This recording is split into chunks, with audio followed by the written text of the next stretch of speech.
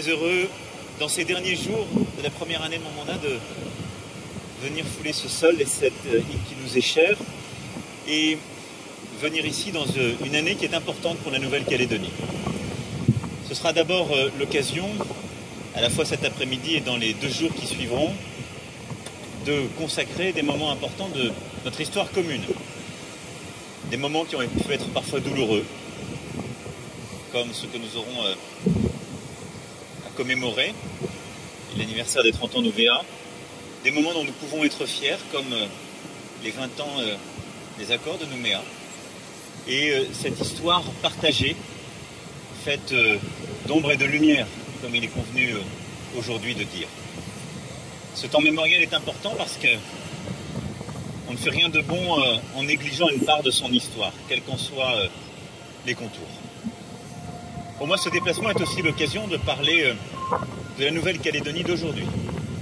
Et donc nous allons, à travers un passage au sein d'une école, parler de l'éducation nationale, et d'ailleurs en droite ligne avec les accords signés, montrer la République qui réinvestit, décide de faire, et y compris dans les quartiers parfois les plus difficiles, d'être à la hauteur de ce qu'elle doit, comme partout sur son territoire. Nous aurons aussi l'occasion d'aller auprès des forces de police et de voir l'organisation, le déploiement de celle-ci. Parler de la Nouvelle-Calédonie aujourd'hui, c'est aussi décliner ici, à travers les échanges que j'aurai avec nos élus, avec les forces économiques, cette stratégie indo-pacifique que j'ai expliquée durant ces 2 jours en Australie, et cette volonté que la France réussisse dans cette région du globe où elle est forte et où elle peut être fière.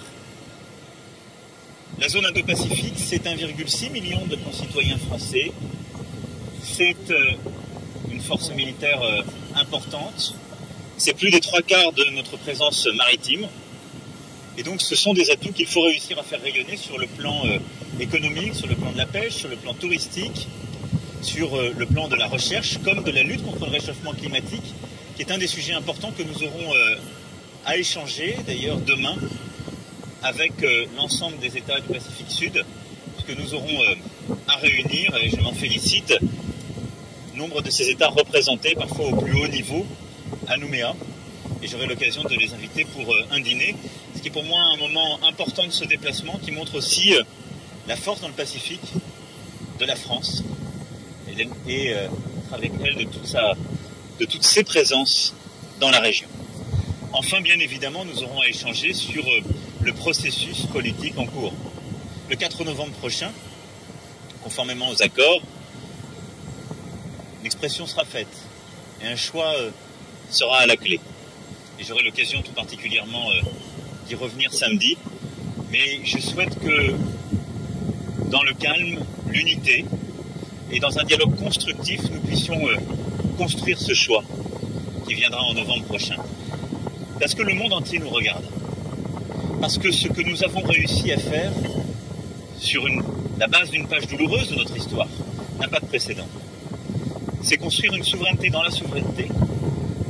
C'est décider de pouvoir exprimer un choix adulte, conscient, qui ne doit céder à aucun emportement, à aucun embrasement pour ne pas faire bégayer l'histoire. Mais qui doit, dans le calme, la fraternité, être construit. Donc pour toutes ces raisons, je suis très heureux d'arriver aujourd'hui en Nouvelle-Calédonie et d'être parmi vous. Je vous remercie. Merci beaucoup.